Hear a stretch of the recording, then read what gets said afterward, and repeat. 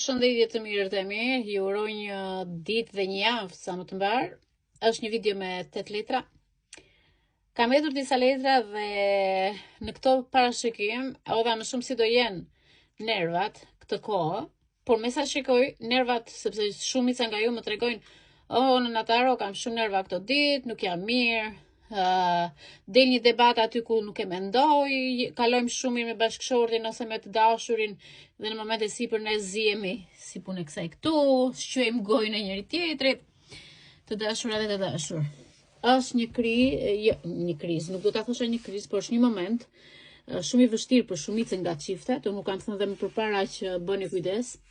Bëni kujdes mënyrën e komunikimit, sepse vërtet mund të kemi ndarje, po këto ndarje nuk janë afatgjata.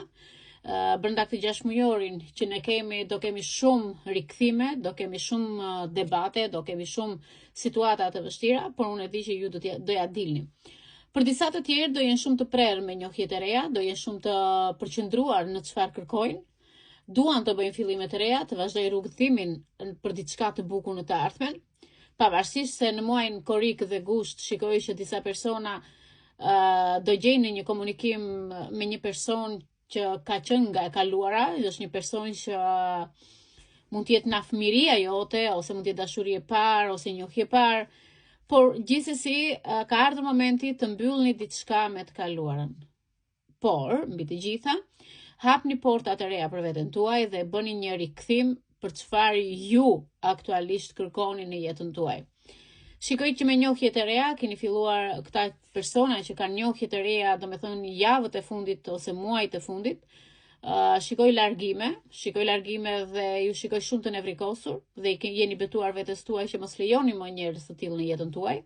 Kurse për ju të martuarit, shikoj që keni disa situata në familjen tuaj, nuk janë situata tradhtie, po janë situata familjare që duhet të uleni dhe t'i sqaroni. Shikoj që ju aktualisht femrat këtë moment janë shumë të prera në diskutimet familjare, por meshkujt shikoj që duhet të tregojnë më të matur dhe më inteligjent për problemin që mund të keni, sepse jeni ju ata që do të jepni drejtim problemit familjar.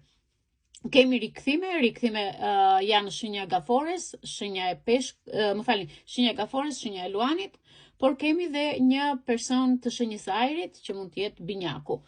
Gjithsesi, por kemi dhe peshoren, shikoj që dhe peshorja luan rol si energji, si fuqi situatës. Gjithsesi, për këtë javë do t'ju jap një këshill të gjithëve që duhet të bëni kujdes.